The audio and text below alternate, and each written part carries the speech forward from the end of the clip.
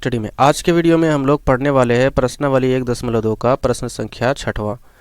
प्रश्न संख्या छठा है, व्याख्या कीजिए कि 7 गुने 11 गुने 13 प्लस 13 और 7 गुने 6 गुने 5 गुने 4 गुने 3 गुने 2 गुने 1 प्लस 5 भाज्य संख्याएं हैं। हमको व्याख्या करना है कि ये दोनों संख्याएं भाज्य संख्याएं हैं। तो व्याख्या करने से पहले आपको दो चीज़ जानना जरूरी है। नंबर 1, अभाज्य संख्या और भाज्य संख्या।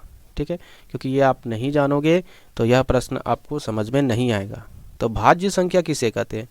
तो जिस संख्या का केवल 2 ही गुणनखंड हो, पहली खुद वही संख्या और दूसरी एक।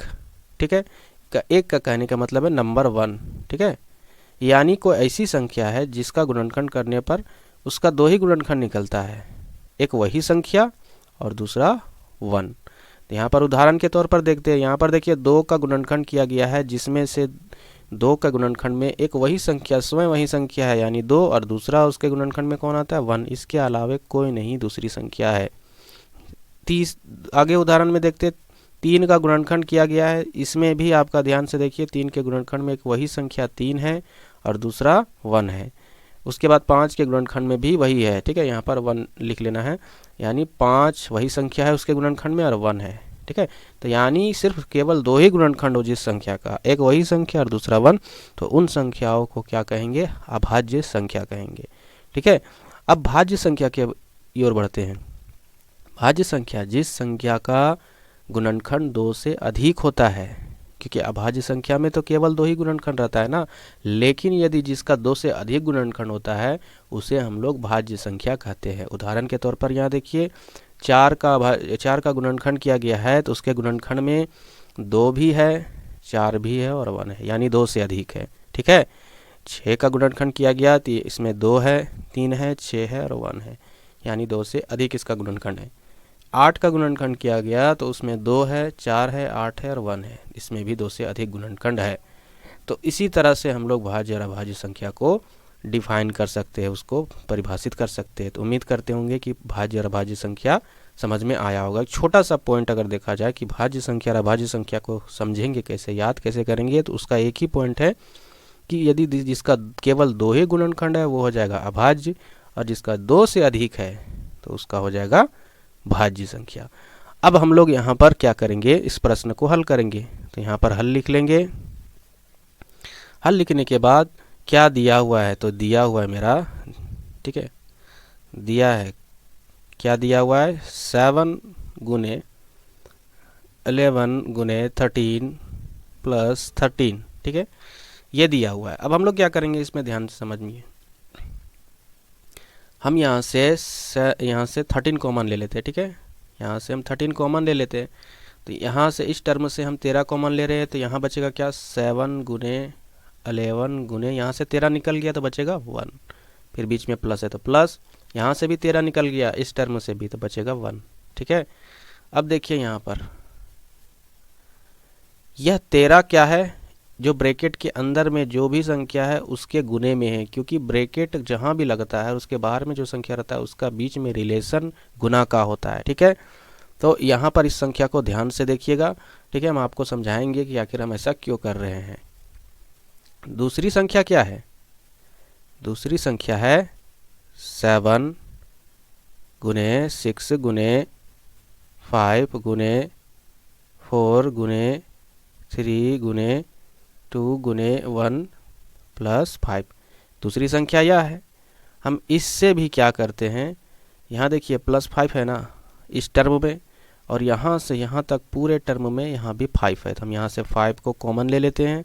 बचेगा अंदर में क्या? 7 गुने 6 गुने 5 निकला तो बचा 1 गुने 4 गुने 3 गुने 2 और गुने 1, और प्लस यहाँ से भी 5 निकल गया तो बचा 1।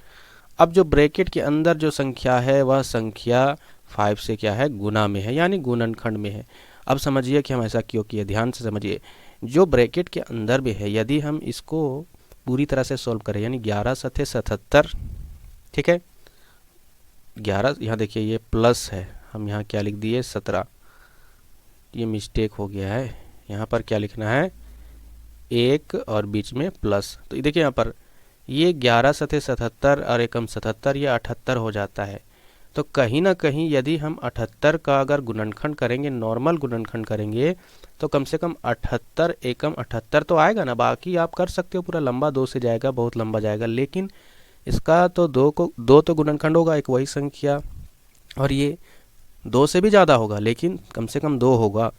और 2 गुणनखंड यहाँ पर ऐसे भी हम इसको लिख सकते हैं, जैसे यहाँ पर 13 है, फिर ये ब्रैकेट है, तो इसका मतलब गुना में है। और 78 को हम कैसे लिख सकते हैं, 78 गुना 1 गुणनखंड के रूप में हम भी लिख सकते हैं। यानी यहाँ पर ध्यान से देखिए, ये दोनों के अलावे एक और गुणनखंड है 13, यानी यहाँ पर 2 से अधिक गुणनखंड है। तो यह संख्या साबित हो जाती है कि क्या है, यह भाज्य संख्या है। ठीक है। इसी तरह हम यहाँ पर इन संख्याओं को सॉल्व कर कर कोई भी नंबर लाएंगे, कोई भी नंबर, मान के चलिए 240 आया, मान के चलिए, इतना तो आएगा नहीं, तो 240 का गुणनखंड करने पर 240 एकम तो आएगा, यानी ये वाला और ये वाला तो आएगा इसके गुणनखंड में। यानी यहाँ भी इसके दोनों के अलावे यह 5 भी गुणनखंड में है, तो इसका मतलब 2 से अधिक गुणनखंड है ना। हाँ, तो इस प्रकार ये भी संख्या क्या है, भाज्य संख्या है। यानी हमको आखिर में लिखना होगा, चूंकि दोनों संख्याओं के अभाज्य गुणनखंड में, नहीं, अभाज्य गुणनखंड क्यों हम लिखेंगे, नॉर्मल गुणनखंड लिखेंगे। दोनों संख्याओं के गुणनखंड में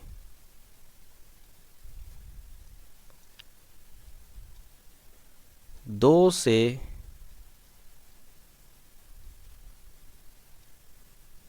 अधिक गुणनखंड है।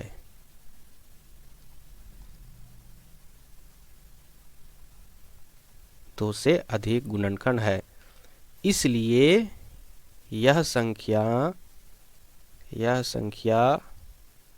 भाज्य संख्या होगी।